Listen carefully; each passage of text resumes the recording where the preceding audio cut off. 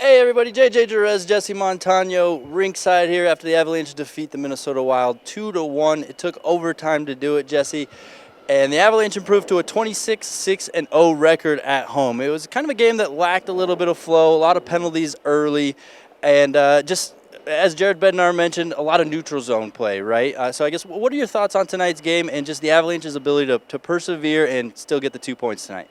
Yeah, so it was kind of funny because early on, that game a couple nights ago against the Red Wings seemed like there was a real shot of life in this Avs group, right? Like, the couple big trades that day, even if they had a couple, AHL guys in the lineup, it seemed like they just had a lot of jump, and that was not a game they were going to lose a couple nights ago. Well, they get off to an extremely quick start here again tonight. You and I kind of looked at each other like, they're still fired up. They're feeling it coming off this deadline. And then the game really, I think, now with the benefit of hindsight, probably played out the way that maybe we should have expected. Second night of a back-to-back for Minnesota. They traded several guys today away without really bringing anybody back. So, some weird lineups for them. And then if you're counting Val Nichushkin, he hasn't played for 2 months, talking about 5 new players in the Avs lineup tonight. 4 of them have no idea what the systems are. So, again, I think that maybe the sloppiness of tonight should have been a little bit more expected. But I'm with you. The fact that the Avs were able to grind it out. You've had the last couple wins you've had. You've beaten the tires off Chicago a couple times, a dominating game against Detroit. The Avs needed one here where they had to kind of grind it out, stick with it a bit. I also thought Alexander Georgiev was really good. Yeah, we'll get into Georgiev in a second, but I want to look at the shots. Avalanche, despite Minnesota playing a very safe game tonight, the Avalanche still put up, 40 shots, I think it was. They had 54 the other night against Detroit. So 41. 95 shots in 2 games. I mean, what are the Avalanche doing to just keep getting pucks on net? To be honest with you, it's hard to say what they're doing differently. It just seems like they are settling a little bit back into that groove that we saw them getting into or in the middle of going into the All-Star break. I think that there's just a little bit more cohesion now, a little bit more, even with Val Nichushkin out, right? There's just a little bit more consistency to who's playing with who. You've got Lehkonen back in the lineup. We also did talk to Nathan MacKinnon tonight, and he, really pumped the tires of Artturi Lehkonen. I can't help but think that maybe having him back, Nathan MacKinnon referred to Artturi Lehkonen as the glue on whatever line that he's on.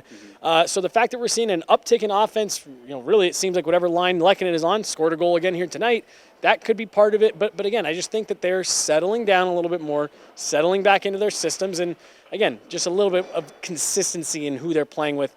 Obviously throw that out the window for tonight, but over these last handful of games. It was interesting how they scored very early in tonight's game and then scored the last goal of the game, of course, in overtime, sudden death. So a lot of space in between their 2 goals. But let's get into Alexander Georgiev. I think all of us have been pretty pleased with his play since the All-Star game. Yep. But it feels like the last couple games he's on another level. It feels like he's playing the best hockey he's played all year long.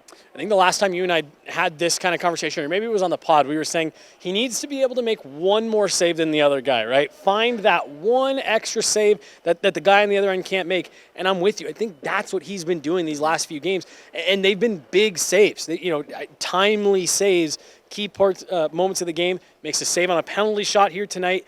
And just looks a little bit less scrambly is not really a word, but just a little bit more in control. Doesn't look like he's fighting the puck as much. I defer to you on that kind of stuff, being the goaltender of the 2 of us. But again, he just looks a little bit more calm. You and I used to always talk about that with Pavel Francouz. Never made crazy saves. He was always in the right spot. It's a little bit of what Georgiev has looked like to me coming out of the All-Star break. Yeah, very composed. And I think the last couple games we've seen him make one signature save in a game that really seems to build momentum for him and really, I guess, catapult him to have a great rest of his night. So love what we're seeing from Georgiev. Any other closing thoughts before we get out of here for the evening? Casey Middlestat, not a huge impact on the game, but he made, I think it was 2 separate plays that made you and I both kind of sit up and, make eyes at each other. I'm really anxious to see what he can do as he gets a little bit more comfortable. But really, I thought what the new guys did tonight was exactly what you wanted to see. Not, nothing crazy, not overcomplicated, but not making any glaring mistakes and just getting that effort after it. I have to imagine that Jared Bednar, the rest of the Avs coaching staff, and really the players are feeling pretty good after tonight. Yeah, one of those plays you're referring to from Middlestat was actually a defensive play, a back check, right? Showed a lot of speed. So I'm excited to see what else he brings the rest of the season, but we'll have to wait.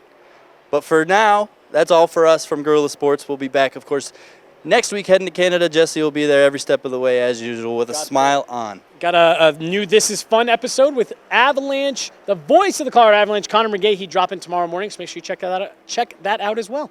Right on. Thanks for hanging out with us. For Jesse, I'm JJ. We'll see you later.